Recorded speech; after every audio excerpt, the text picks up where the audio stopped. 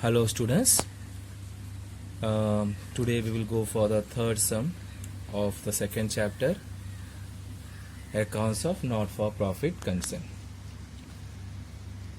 Now in third sum, receipts and payment account for the year ending 31st March 2018 is given. So that means you have to see the date properly. The date is 31st March 2018. 31st March 2018, receipts and payment. So the receipts and payment is given to you. Now 18 means the opening will be 17. Okay, अपना year start होगा 1st April 2017 और ये end होगा 2018 को. तो ये आपका 17-18 ये आपका हो गया करंट ईयर, ये आपका हुआ करंट ईयर, और 16-17 ये आपका प्रीवियस ईयर है, 18-19 ये आपका नेक्स्ट ईयर है. एडजस्टमेंट सुनिए. Subscription outstanding for the year 2017-18 यानी ये करंट ईयर का है, इज 6000. सब्सक्रिप्शन आउटस्टैंडिंग है, ठीक है, सब्सक्रिप्शन आउटस्टैंडिंग है. इनकम आउटस्टैंडिंग है. ड्यूरिंग द प्रीवियस ईयर, पिछले साल, subscription received in advance for 2017-18 is ₹2000. यानी कि पिछले साल में, इन the last year, that is in the 16-17, in the last year 16-17 आपको 2000 मिला था. लेकिन ये 2000 कभी का मिला है? This 2000 is the subscription received in advance for 17-18. यानी कि अपना ये साल का जो सम है, ये सम में जो साल जो है वो है 17 और 18. तो 17 और 18 का सब्सक्रिप्शन अमाउंट कभी मिला है? 16 और 17 में मिला है. यानी आपको ये साल का इनकम, करंट ईयर का इनकम आपको प्रीवियस ईयर में मिला है. तो हम लोग क्या करेंगे? सिंपल हम लोग इक्वेशन लिखेंगे, सब्सक्रिप्शन का इक्वेशन लिखेंगे. सब्सक्रिप्शन का इक्वेशन हम लिखेंगे. So the solution starts now. Okay, third adjustment है. Outstanding subscription of 16-17 is ₹2500. ठीक है, 2500. ठीक है, अभी हम लोग सोल्यूशन में हमारा क्या होता है? इनकम एंड एक्सपेंडिचर अकाउंट होता है और बैलेंस शीट होता है, बराबर. तो हम लोग क्या करेंगे? इसका effect income and expenditure account में किस तरह दिया जाएगा? How it will be given in income and expenditure account. Income and expenditure account, it's an income. Okay, so we are going to record subscription on income side. Subscription on income side we are going to record. Debit side is expenses, credit side is income. Subscription is income, तो subscription हम लोग credit side में लिखेंगे. तो आपका subscription amount है 66,500. आपका subscription amount क्या है? 66,500. ओके, सो अब इसमें से सबसे पहला हम इसमें से माइनस करेंगे. ये 66,500 में क्या दिया है? 2000 इंक्लूडेड है. ये 2000 कभी का है? ये 2000 है प्रीवियस ईयर का है. प्रीवियस ईयर का कोई मेंबर ने पैसा नहीं दिया था. Some member have not paid in the last year. तो ये साल आया है, तो ये साल आया है 2000. लेकिन as per the rule in income and expenditure account, you are supposed to record the income and expenditure of current year only. Current year का ही रिकॉर्ड करना है आपको उसमें. इसलिए यहाँ से आप माइनस करोगे आउटस्टैंडिंग रिसीव्ड ऑफ 2016-17. कितना मिला आपको पिछले साल का? 2000. You receive 2000 of previous year, तो माइनस करो, तो you will be getting 64,500. Then उसमें 2018-19 का भी इंक्लूडेड है, यानी कि नेक्स्ट ईयर का आपको करंट ईयर में मिला है. अगेन वो नेक्स्ट ईयर का इनकम है, वो ये साल का इनकम नहीं है.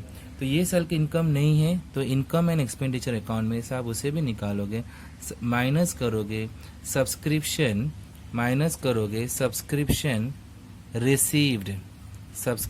Received in advance of 2000 18-19.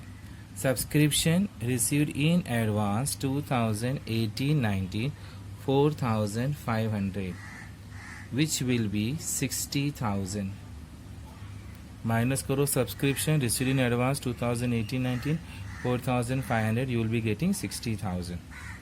Okay अब इसका सेकेंड इफेक्ट, अभी इसका सेकेंड इफेक्ट आएगा क्योंकि ये अमाउंट हम यूटिलाइज नहीं कर सकते क्योंकि ये हमारे लिए लाइबिलिटी होगा, क्योंकि ये अमाउंट आपको नेक्स्ट ईयर में एडजस्ट करना पड़ेगा, तो ये आपके लिए लाइबिलिटी होगा.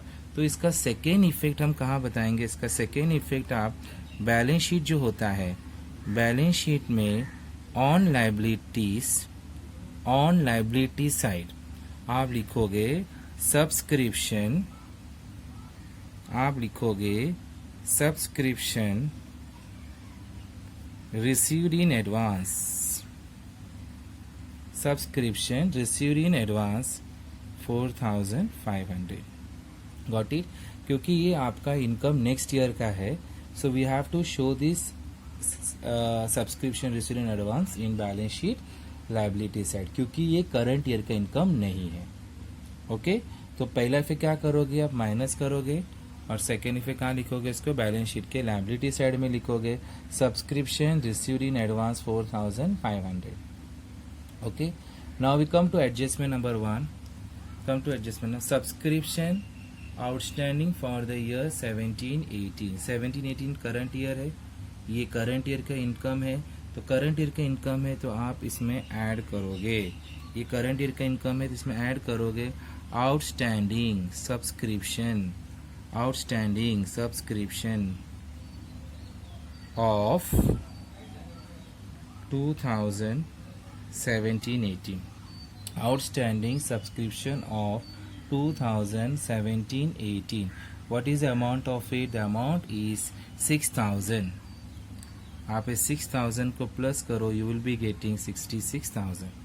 अगेन ये आउटस्टैंडिंग है, पैसा आना बाकी है, तो it is our assets.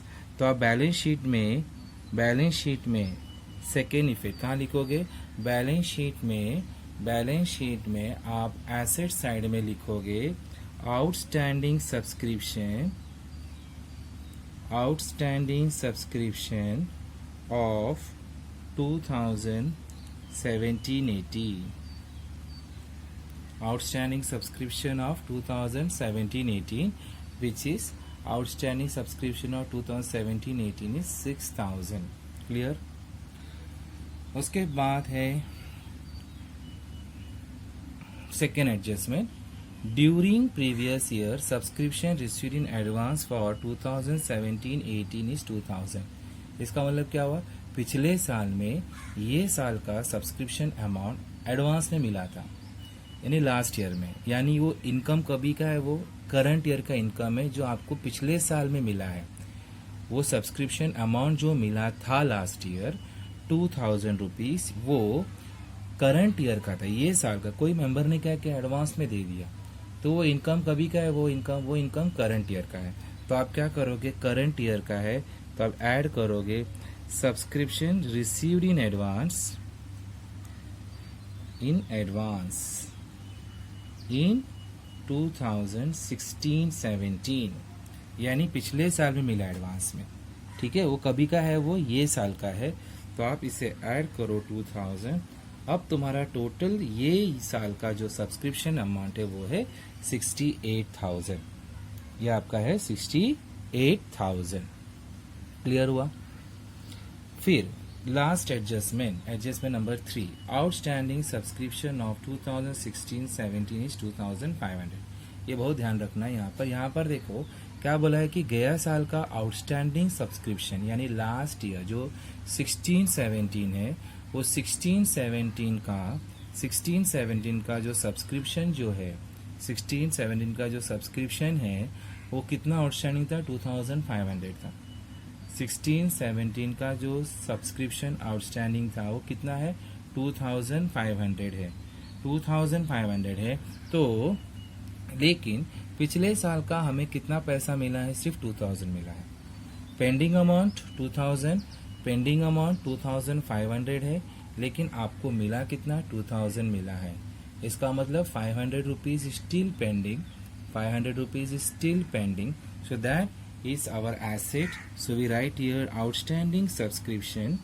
We write here outstanding subscription of 2016-17. It will be 500. Outstanding subscription of 2016-17 is 500. Clear? So this sum, now this third sum is basically done in order to know the adjustment of subscription. अब ये सम आपको practice करना पड़ेगा तो subscription समझने के लिए 4 adjustment आता है सब्सक्रिप्शन के रिलेटेड में, 2 ऐड होता है और 2 माइनस होता है. ठीक है. So with this sum gets over. Now we go for the next sum. Now we go for the next sum. In page number 113, it is a question bank. जैसा कि आपका जो ऑब्जेक्टिव क्वेश्चन है ना उसमें का है, ऑब्जेक्टिव क्वेश्चन का है. सो आपको कुछ टेबल कंप्लीट करना है. अब ये टेबल कंप्लीट करने के लिए आपको सबसे पहले ये समझना होगा कि हम लोग क्या बनाते हैं अकाउंट. फर्स्ट अकाउंट कौन सा बनाने वाले. We are going to prepare income and expenditure account. We are going to prepare income and expenditure account. अब इनकम एंड एक्सपेंडिचर अकाउंट में जैसा हम लोग जब प्रॉफिट एंड लॉस अकाउंट बनाते हैं तो डिफरेंस अगर डेबिट में आता है वी राइट नेट प्रॉफिट, अगर डिफरेंस क्रेडिट में आता है तो नेट लॉस आता है. उसी तरह इधर भी अगर समझो डिफरेंस डेबिट में आता है तो हम उसको बोलते हैं surplus. If the difference debit में आता है तो we call it as surplus, and if the difference appear in credit side we call it as deficit. Okay. तो सरप्लस कभी मिलेगा क्रेडिट साइड ज़्यादा है. ओके. क्रेडिट साइड ज़्यादा है और डेबिट साइड कम है तो आपको क्या मिलेगा, सरप्लस मिलेगा. और डेफिसिट कैसे मिलेगा आपको. डेफिसिट कैसे मिलेगा जब आपका डेबिट साइड ज़्यादा है और क्रेडिट साइड कम है. आपका डेबिट साइड ज़्यादा है और क्रेडिट साइड कम है तो हम क्या बोलेंगे उसको, डेफिसिट बोलेंगे उसको. ठीक है. तो अब यहाँ पे आपको फॉर्मूला बताओ. यानी कि अगर समझो credit side is greater, right, credit side is greater than debit side. इसका मतलब income side is greater than expense side. So then we call it as surplus. जो डिफरेंस आएगा क्या देगा आपको, सरप्लस देगा. और अगर डेबिट साइड ग्रेटर है क्रेडिट साइड से, that is expense is greater, यानी एक्सपेंस बड़ा है किससे, इनकम से, तो ये डेफिनेटली क्या रहेगा, ये डेफिसिट रहेगा. ठीक है. तो यानी अगर हम फॉर्मूला अगर फ्रेम करते हैं, यहाँ पे अगर फॉर्मूला हम फ्रेम करने जाएंगे, if you frame the formula तो क्या आ सकता है आपका, income minus expenditure is equal to surplus. Expenditure minus income is equal to deficit. Income minus expenditure is what, surplus. Income minus expenditure is what, surplus, and expenditure minus income will give you deficit. Okay. So now using this formula we are going to solve this table. जैसा अब ये table देखो, आपको income दिया है 10,000, expenditure नहीं दिया है, और आपके यहाँ डेफिसिट दिया है 5,000. ठीक है. डेफिसिट दिया है 5,000. तो डेफिसिट अगर दिया है तो अभी इनकम 10,000 है, एक्सपेंस कुछ भी नहीं है. अगर हम उसको एक्स रखते सपोज, ठीक है, तो अब अपना डेफिसिट फॉर्मूला क्या है, what is the formula to my deficit, expense minus income. Expense minus income. तो आपका एक्सपेंस क्या रखा हम लोगों ने, एक्स रखा है, इनकम आपका 10,000 है, डेफिसिट आपका 5,000 है. तो आप इसको सॉल्व करोगे, जैसा अगर मैंने सॉल्व किया यहाँ पर, आपका expense minus, right, expense minus income is equal to deficit. आप इक्वेशन सॉल्व करो, x minus 10,000 is equal to deficit is 5,000. X equal to ये माइनस 10,000 वहाँ गया तो प्लस हो जाएगा, तो 5,000 प्लस 10,000 आपको मिलेगा 15,000. Clear. So this is your x, यहाँ पे answer yours is 15,000. Your answer is 15,000. Okay. Similar second sum, आपका इनकम दिया है, एक्सपेंडिचर नहीं दिया है, एक्सपेंडिचर हम एक्स रखेंगे, आपका सरप्लस दिया है 4000, सरप्लस इज हाउ मच 4000। तो फॉर्मूला कौन सा यूज करना है आपको, सरप्लस का फॉर्मूला। सरप्लस का फॉर्मूला क्या है, what is the formula to find surplus? Surplus का फॉर्मूला है income minus expenditure equal to surplus. तो income minus expenditure, income minus expenditure is equal to surplus. Okay, तो इनकम कितना आपका, इनकम आपका 8000 है, एक्सपेंस आपका एक्स है, सरप्लस आपका 4000 है। तो क्या मिलेगा आपको, 8000 माइनस 4000 इक्वल टू एक्स। तो 8000 माइनस 4000 क्या देगा आपको, 4000 देगा। तो your answer here is 4000। You can check all surplus कैसे मिलेगा, इनकम माइनस एक्सपेंडिचर, 8000 माइनस 4000 आपको मिलेगा सरप्लस 4000। ओके, फिर थर्ड वन में क्या दिया है आपका, इनकम एक्स है, income will be x, expenditure 15000, surplus आपका 8000। ठीक है, तो फॉर्मूला क्या आपका, सरप्लस का फॉर्मूला क्या है, सरप्लस का फॉर्मूला है income minus expenditure. Your surplus is income minus expenditure. तो x minus 15000 equal to 8000, x minus 15000 equal to 8000। तो आप माइनस, तो अभी आपको फॉर्मूला है, जैसे आपने सॉल्व करोगे इसको, x minus 15000 is equal to 8000। तो आपका x इज इक्वल टू 8000, ये माइनस 15000 शिफ्ट हो जाएगा plus 15000, it will give you 23,000. Okay, this will give you 23,000. So your answer is 23,000. Your answer is 23,000. So 23,000 minus 15,000, 23,000 minus 15,000 is equal to 8,000. Okay. Next is fourth one. Income is 7,500, expenditure is 9,000. Your surplus or deficit, question mark है। ठीक है, तो क्या है यहाँ पे, क्या आएगा, सरप्लस आएगा, डेफिसिट आएगा। देखो, इनकम छोटा है, एक्सपेंडिचर बड़ा है। अगर एक्सपेंडिचर बड़ा है तो आपका डेफिसिट आएगा, है ना। एक्सपेंडिचर बड़ा है तो ये डेफिसिट है। डेफिसिट कितना है, 1,500। कैसे मिला, 9,000 माइनस 7,500। सिमिलर वे यहाँ पे 15,000 है, income is 15,000, your expenditure is 11,300। आपका इनकम बड़ा है, एक्सपेंडिचर छोटा है, तो इट इज अ सरप्लस। तो आप यहाँ लिखो, सरप्लस लिखो।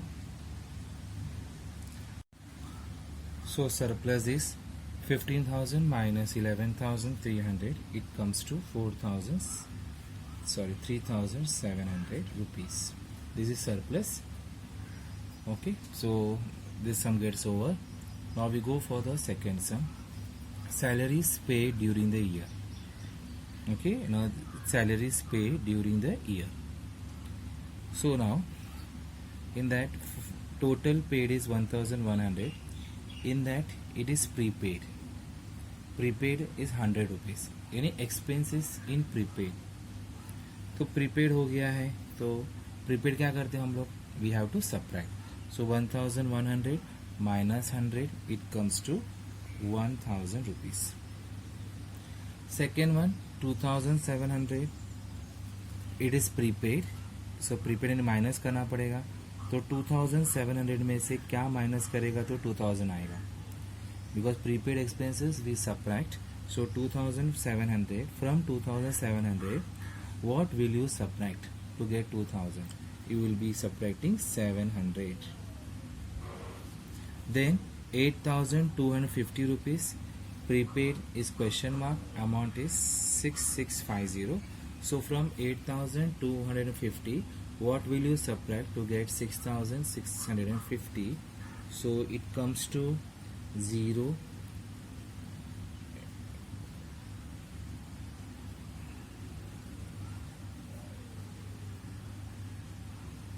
So we can take an equation like this. So 8250 minus x is equal to 6650. So 8250, this plus 6650, bring it over here, minus 6650, which will give you x. So on subtracting this, you will be getting 1600. So we write here 1600. 1600. See, 8250 minus 1600, you will be getting 6650 rupees. ठीक है. अब next है outstanding. Outstanding मतलब भरना बाकी है. So outstanding we add. So 1200 plus 200, 1200 plus 200 will be 1400. 1200 plus 200, you will get 1400. Then again यहाँ पे टोटल एक्सपेंस दिया नहीं है, बट द अमाउंट यहाँ 5100 है. ठीक है. तो आपको ये ऐड आउटस्टैंडिंग ऐड करना. ऐड करने पर आपको मिलेगा 5100. तो 600 आप किस में ऐड करोगे, so that you will get 5100. You will add in 4600. See 4000 not 600, sorry 500. 4500 plus 600 will give you 5100. This is outstanding. Again here 1800 plus you have to add 400. 1800 plus 400, you will be getting okay. So 1800 plus 400 will give you 2200. Okay, so this sum gets over. Now third sum, you can see again it's a small objective type question. These are all objective type questions. Rent received during the year. What you have received during the year. Total received, you received 1300. आपको ये साल में 1300 मिला है. इसमें advance में 200 मिला है. ठीक है. Received in advance. Total received is 1300. इसमें received in advance. Received in advance मतलब क्या, अगले साल का आपको ये साल मिला है. ठीक है. तो अगले साल का आपको ये साल मिला है, तो ये आपको इनकम करंट ईयर का नहीं है. तो आपका इनकम फॉर करंट ईयर कितना हो जाएगा, 1300 minus 200 will give you 1100. 1100 minus करना है आपको. ठीक है. क्योंकि वो करंट ईयर का इनकम नहीं है. Your current year income is how much, 1300. Your current year income is 1300. उसमें से क्या बोला है कि एडवांस में मिला है 200. एडवांस से मिला, यानी 200 ये साल का नहीं है. 200 rupees is not of the current year. So you will subtract it. As in income and expenditure account we are going to record only the expenditure and income of current year. So 1300 minus 200 will give you 1100. Then यहाँ पे what is a total received don't know, but income for the year कितना दिया है 1400. उसमें advance मिला है 400. इसका मतलब यहाँ पे कितना आएगा 1800 आएगा. क्योंकि मिला है 1800, उसमें 400 रुपया एडवांस से मिला है. तो 1800 माइनस 400 विल गिव यू 1400. तो 1800 minus 400 will give you 1400. Okay. Then 2650 received in advance question mark है. आपको माइनस करने के बाद 2000, क्योंकि एडवांस से मिला है. रिसीव्ड इन एडवांस है, it is received in advance है. तो what is received in advance वो देखना पड़ेगा. Received in advance will be 650.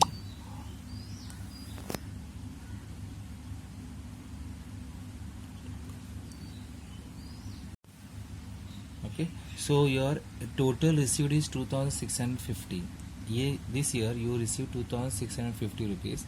In that 650, if you subtract, why you have to subtract? Because it is received in advance, यानी next year का आपको ये साल में मिला है. तो आप क्या करोगे, 2650 में से 650 माइनस करो, कितना आएगा, 2000 आएगा. सिमिलर वे अब यहाँ पे है accrued. Accrued is outstanding. Accrued means outstanding. So accrued is outstanding. तो ये भरना बाकी है 290. तो भरना बाकी मतलब you have to add up. We have to add up. So तो आप क्या करोगे, ऐड अप करना है. तो किस में ऐड करोगे, तो 290 का आपको मिलेगा 3190. So it can be 2900. Is it 2000? Suppose 900 if I write. So 0 plus 0 0, 0 plus 9, 9 plus 2 11. It is coming 3190. The next one 1700. 1700. अब इसमें आउटस्टैंडिंग बोला है. कितना रहेगा outstanding? Outstanding will be, I think it will B 350, 450. 450.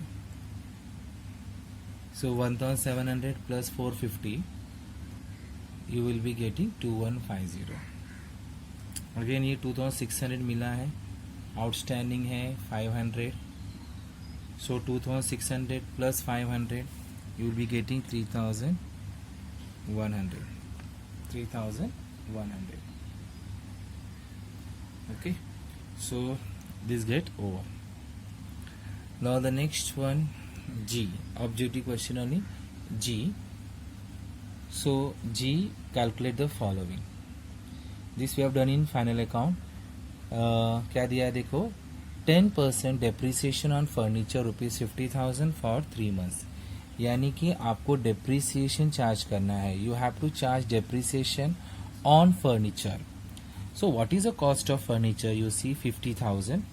On 50,000 calculate 10%. And you have used the furniture for how many months? 3 months. So as you have used it for 3 months, so you are going to charge depreciation for 3 months. So the calculation you see 50,000 into 10 upon 100 into 3 by 12.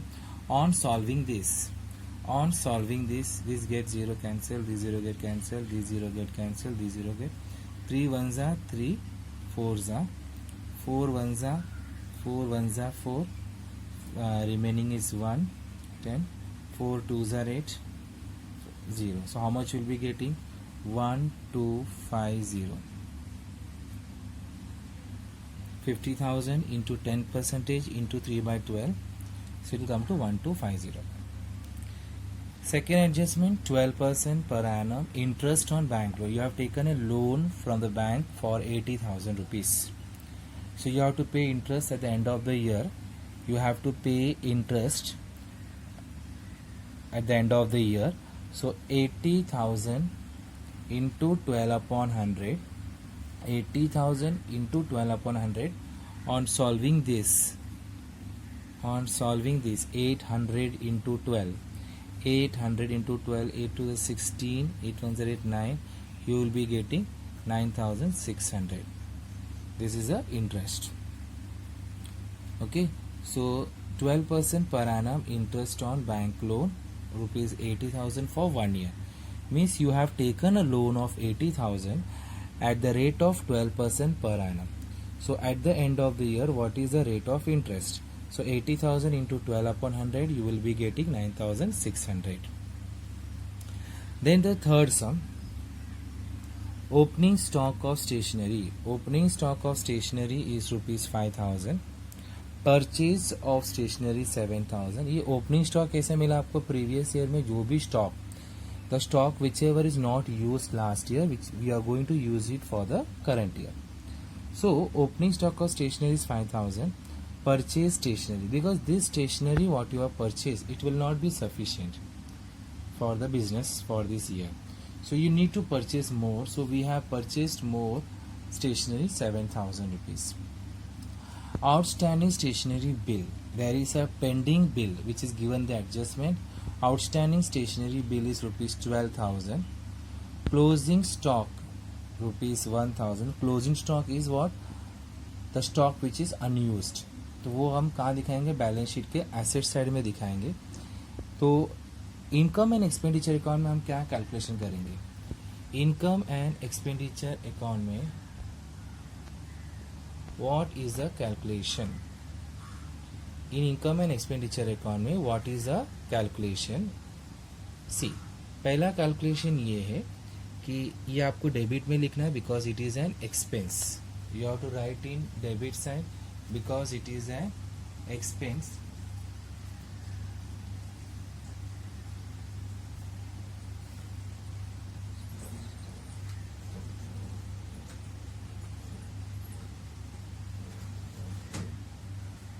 So on the debit side, okay, so stock of stationery, whatever you have purchased, the stationery what you have purchased, it is an expense.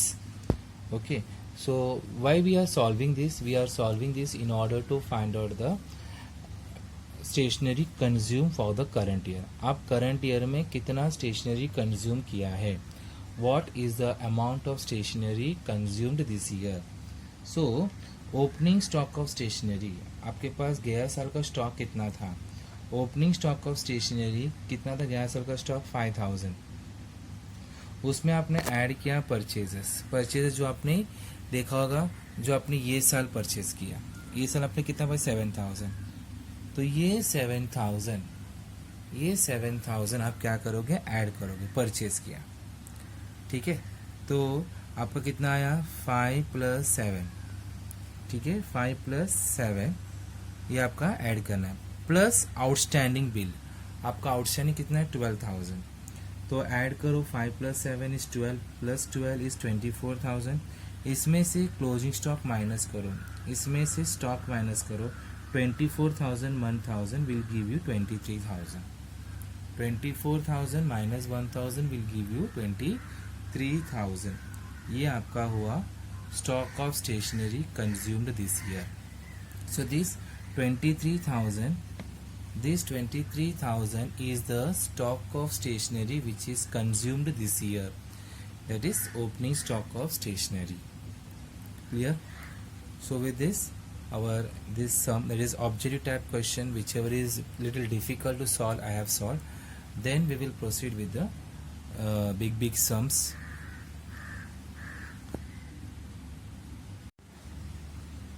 Okay, now we'll go for the question number 4 of the unsolved sum section, where we have the first sum, receipts and payment account for the year ending 31st March 2019. Now it's a very basic sum. This is the first sum. So here we are not going to make entire sums, not the income and expenditure account and balance sheet, the entire sum. As it's the first sum, we are going to prepare only income and expenditure account. Okay, income and expenditure account. See, the 75% of the sum is same like what we do in profit final account sum. Okay, थोड़ा सा 25% ज़्यादा है. 25% ज़्यादा कौन सा है? जो हमने स्मॉल सम के, जैसे सब्सक्रिप्शन हुआ, स्टेशनरी का हुआ, ओपनिंग स्टॉक ऑफ स्टेशनरी वो हुआ. ठीक है, बाकी as it is final account का सम है. ठीक है, तो अभी हम लोग कुछ एडजस्टमेंट्स है, एडजस्टमेंट पढ़ते हैं हम लोग. क्या है इधर? Outstanding subscription for the current year, यानी कि करंट ईयर का सब्सक्रिप्शन आउटस्टैंडिंग है. Outstanding rent for current year, यानी कि सब्सक्रिप्शन में एडजस्टमेंट है, रेंट में एडजस्टमेंट है. उसके बाद entrance fees are to be treated as revenue income. The entrance fees are to be treated as revenue income. तो रेवेन्यू इनकम उसमें एडजस्टमेंट कुछ नहीं है. उसके बाद है स्टॉक ऑफ स्पोर्ट्स मटेरियल, जिसे बताया stock of sports material as on 1/4/2018 is 6,000 and on 31st March 2019 is 14,000. ये आपका जो स्टॉक ऑफ स्पोर्ट्स मटेरियल है, हम लोग ये इंफॉर्मेशन से we find out what is the amount of stock consumed in the current year. ठीक है, ये साल में करंट ईयर में हमने कितना कंज्यूम किया ये हम फाइंड आउट करते हैं. ठीक है, नाउ वी स्टार्ट पोस्टिंग. ठीक है, तो हम लोग इनकम साइड से स्टार्ट करते हैं. इनकम साइड से सबसे पहला है ये opening balance of cash in hand, cash at bank. See देखो हम लोग बैलेंस शीट नहीं बना रहे तो बैलेंस शीट का आइटम को हम इग्नोर करेंगे, whichever is a balance sheet item we are going to ignore. But ये हम लोग बैलेंस शीट में लेंगे भी नहीं। क्यों नहीं लेंगे? क्योंकि ये ओपनिंग कैश इन हैंड है। ओपनिंग कैश इन हैंड नहीं लेंगे क्योंकि we are not preparing opening balance sheet, we are preparing closing balance sheet. तो यहाँ पे अगर आप देखोगे, ध्यान से देखोगे, रिसिप्ट्स एंड पेमेंट अकाउंट का जो क्लोजिंग फिगर है, जो क्लोजिंग फिगर है, ये आपका cash in hand, cash at bank है। This you will be recording in balance sheet as cash in hand, cash at bank. So opening हम नहीं लेंगे, ठीक है। अब आइए सब्सक्रिप्शन टू सब्सक्रिप्शन। आपका टोटल लिखेंगे 52,000। अब ये 52,000 के अंदर क्या है, 4,000 इंक्लूडेड है, जो पिछले साल में, प्रीवियस ईयर में कुछ मेंबर है जिन्होंने पैसा नहीं दिया था। In previous year some members have not given the subscription amount. तो वो क्या हुआ, ये साल मिला है, बट मिला है लेकिन हम उसको रिकॉर्ड नहीं करेंगे। We will not record it. Why we will not record it? Because it is not the income of current year.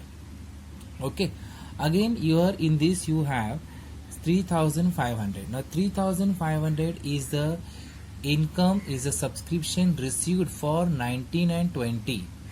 ये जो 3,500 है, ये 3,500 is received for 19 and 20. इसको भी हम रिकॉर्ड नहीं करेंगे, हम इसको इंक्लूड नहीं करेंगे सब्सक्रिप्शन में, क्योंकि ये करंट ईयर का इनकम नहीं है। It is not the income of current year. Okay, so first we will write about subscription. Subscription is an income. This is income and it is income and expenditure account. Income and expenditure account for the year 2018, 2019. Okay. Debit side is expenditure. In profit and loss account we write particulars, amount. This is income, amount and amount. Okay, now we start solving. The first element we are going to write is about subscription. Subscription, by subscription. How much it is subscription? 52,000. By subscription 52,000. In this you are going to less outstanding received of previous year. What is the previous year? 17-18. क्योंकि ये income मिला है हम लोग को, लेकिन ये income current year का नहीं है, तो 17-18 4,000. So you will be getting 48,000.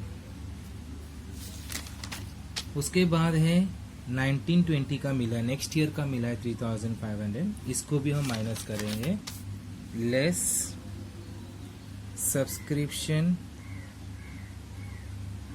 received in advance of 19-20, 3,500 minus करो, you will be getting 44,500.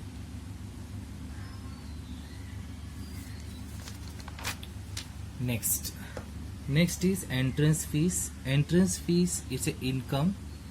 कोई भी पर्सन अपने ऑर्गेनाइजेशन का अगर मेंबर बनना चाहता है, if any person want to become a member of our organisation, then he has to pay some amount. Adjustment में ये दिया है, it is treated as revenue income. Revenue income मतलब it will be recorded in income side. अगर capital income बोला जाता है, if it is capital income, then we have to record in balance sheet liability side. So it is a revenue income 8,000. So it's a income. There is an adjustment on subscription. So this 44,500 we have to write in our column. Leave one line. And then we write here by entrance fees 8,000. Next, donation for building fund. See, agar if it is only donation, then we should have recorded in the income side. but it is given as donation for building fund. It is given as a special donation. So when special donation is given, it has a place in balance sheet liability side, तो हम इसको यहाँ record नहीं करेंगे, वो balance sheet का item है. To interest, interest income है, तो इंटरेस्ट इनकम है. By interest, by interest 600. Then we have to sale of furniture, book value 8000. Book value मतलब एज ऑन डेट, आज के तारीख में उसका वैल्यू कितना है, 8000 है. ठीक है, यानी हम लोगों ने we have sold a furniture, we have sold a furniture costing rupees 8000. We have sold a furniture costing rupees 8000 for what price, 4500. ठीक है, यानी कि यहाँ पर क्या हुआ, क्लियर हमें लॉस हुआ है. 8000 उसका वैल्यू था, फर्नीचर का वैल्यू कितना था, 8000 था, और हमने बेचा कितने में उसको, 4500 में. तो यानी यहाँ पर क्लियर प्रॉफिट हुआ है, सॉरी लॉस हुआ है 3500 का. वैल्यू उसका 8000 है और हमने बेचा कितने में, we have sold it for 4500. तो यानी कि हम लोग ने लॉस करके बेचा है, तो लॉस है, तो उसको हम डेबिट में लिखेंगे. To, we'll write a debit side to loss on sale of furniture. So the amount is 8000 minus 4500. You will be getting 3500. To loss on sale of furniture, bracket में लिखो 8000 minus 4500. You will be getting 3500. ठीक है, this is loss on sale of furniture. Then come to the payment side. Payment side में क्या दिया है, bye salaries, यानी हमने अपने स्टाफ को सैलरी दिया है. Like how we do in final account, we are giving the salary to our staff, तो it is our expense, it is our expense. So we write here on debit side 5000. So we write here to salaries 5000. Next rent, by rent including rupees 2000 for 1780. 1780 मतलब पिछले साल, यानी ये rent 5000 है, ये rent 5000 हमने दिया है, लेकिन ये 5000 जो हमने पे किया है, इसमें 2000 जो हमने पे किया है वो प्रीवियस ईयर का है. It is not the expense of current year, it is not the expense of current year. So what you will do, expense में लिखो to rent, we write in expenses to rent, we write to rent 5000 minus outstanding paid of 2017-18 2000 minus करो, you will have 3000. इसके ऊपर एक adjustment है, right in the inner column. Okay, 5000 में से from the 5000 we have to subtract 2000 because they have told that the 2000 is paid for the previous year, that is 2017 and 18. So 5000 minus 2000 will give you 3000. Next we have electricity charges. Electricity is an expense, so electricity charges is an expense. To electricity charges 1450. Next, fixed deposit will appear in balance sheet asset side, उसको हम नहीं लिखेंगे. Printing and stationery, it is an expense. Printing and stationery, it is an expense, 750. We printing and stationery 750. expense में लिखो to printing and stationery, the amount is printing and stationery 750. The amount is 750. Then you have by general expenses 5500, bracket में लिखा है including ₹500 paid for next year. यानी हम लोगों ने 5500 हमने पे किया है, बट इसके अंदर 500 इंक्लूडेड है which is paid for the next year. paid for the next year. So what you will do, we will write here to general expenses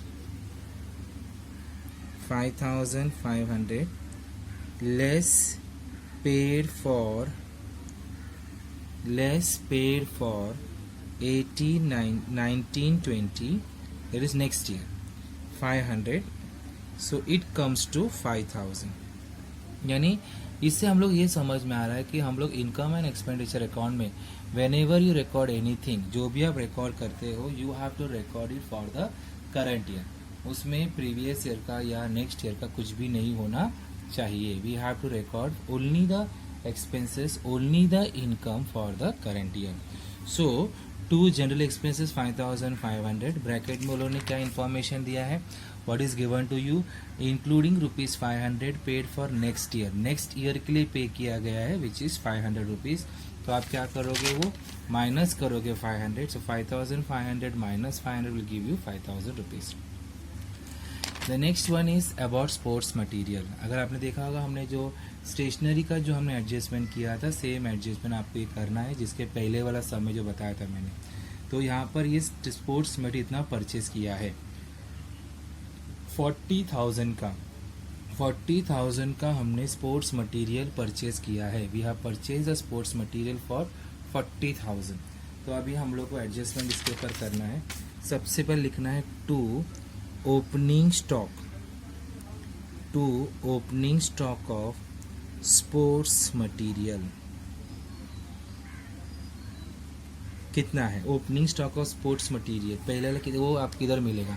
you can get in the adjustment stock of sports material as on 1st April 2018 is 6,000. तो 6,000 लिखो यहाँ पर, ठीक है. Add purchases. तो purchase कितना किया आपने, कितना परचेज किया स्पोर्ट्स मटेरियल आपने परचेज 40,000. तो आप यहाँ पे ऐड करोगे 40,000, दोनों प्लस करो 46,000. इसमें से माइनस करो क्लोजिंग स्टॉक. क्लोजिंग स्टॉक कहाँ मिलेगा आपको, इधर दिख रहा है 14,000 आपको क्लोजिंग स्टॉक है, ठीक है. ये आप माइनस करोगे तो माइनस किया 14,000, so it comes to 32,000. This is the stock of sports material consume in this year.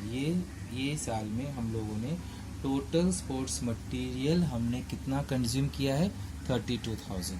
पहला आप लिखोगे to opening stock of sports material, जो लास्ट ईयर में जितना बैलेंस था 6,000. फिर उसमें आप ऐड करोगे 40,000, तो 6,000 प्लस 40,000 मिलेगा 46,000. इसमें से माइनस करोगे closing stock 14,000, it comes to 32,000. Okay, clear. तो ये आपका हो गया स्पोर्ट्स मटेरियल का एडजस्टमेंट हो गया. उसके बाद है by balance carry down, cash in hand, cash at bank. इसको आप बैलेंस शीट एसेट साइड में लिखोगे. We are not preparing balance sheet for the time being, so it will not be recorded. Then we come to adjustment number 1. Adjustment number 1 क्या बोलता है, what is the first adjustment? Outstanding subscription for current year. Outstanding subscription for current year is 4,500. ये आपका ये साल का outstanding amount है. तो ये आप ऐड करोगे सब्सक्रिप्शन में.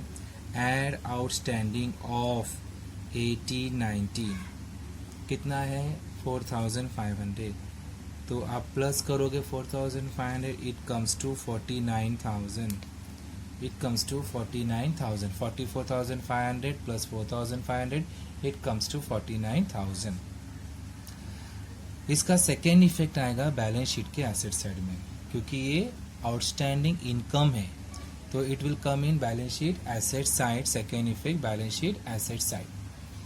सेकेंड एडजस्टमेंट क्या है, outstanding rent for current year amounted to ₹1,000. ये आउटस्टैंडिंग रेंट है. तो आउटस्टैंडिंग रेंट आप यहाँ ऐड करोगे. ऐड आउटस्टैंडिंग करंट ईयर का आउटस्टैंडिंग है. कितना है आउटस्टैंडिंग करंट ईयर का 1,000. तो प्लस करो 3,000 plus 1,000 will give you 4,000. 3,000 plus 1,000 will give you 4,000. इसका सेकेंड इफेक्ट आएगा, इसका सेकेंड इफेक्ट कहाँ पे आएगा, बैलेंस शीट के लायबिलिटी साइड में आएगा. It will appear in the balance sheet liability side. ठीक है. Third one, entrance fees are to be treated as revenue income. This we have already done, क्योंकि हमने बताया कि एंट्रेंस फीस को हमें क्या करना है, we have to treat it as revenue income. Revenue income मतलब हम लोग उसको इनकम एंड एक्सपेंडिचर अकाउंट में रिकॉर्ड करेंगे. और fourth adjustment, stock of sports material, वो हमने कंप्लीट कर दिया है. Now we have to just close the accounts. Okay, so very fast will close the account. We will just total the debit side, total the credit side. So debit side total करने पर अभी देखेंगे जरा, ये credit side ये 49,000 plus 8,000 plus 600, it comes to 57,000. It comes to 57,600. ठीक है, ये आपका क्रेडिट साइड हुआ 57,600. और आपका डेबिट साइड में टोटल आप करोगे तो अभी आपको जो टोटल करना पड़ेगा, ये लास्ट का 0, फिर आपका ये 5 है 10, फिर 6 10 17, 1 कैरी, 4 9 10 13 14 19 21 51. So 0 0 9 5,009. देखो मैंने यहाँ पे सोल्यूशन लिखे रखा था, यू आर गेटिंग एग्जैक्टली 5,900. से अब टोटल किया डेबिट साइड का, जब मैंने टोटल किया डेबिट साइड का मुझे मिला 51,700. और जब मैंने टोटल किया क्रेडिट साइड का मुझे मिला 57,600. तो क्रेडिट साइड ज़्यादा है, तो क्रेडिट साइड का अमाउंट 57,600 दोनों बाजू लिखो. ठीक है. फिर मैंने इसमें से डेबिट का अमाउंट माइनस किया 51,700, इट कम्स टू 5,900. वो मैं लिखूंगा डेबिट साइड में, यहाँ दिख रहा है 5,000. This is surplus. अब यहाँ जगह नहीं है, एक्चुअली हम लोग क्या लिखते हैं इसके ऊपर, इसके बाजू में ऐसा लिखना चाहिए इसके बाजू में ऐसा excess of income over expenditure, bracket में surplus. As your place is not there, you write over your only. मैंने क्या लिखा है, सरप्लस. इसके ऊपर ऐसा लिखना है excess of income over expenditure, क्योंकि इनकम बड़ा है एक्सपेंसेस कम है. Okay, so surplus 5,900. Okay students, so with this this sum gets over. Okay, thank you. Be at home, be safe and take care.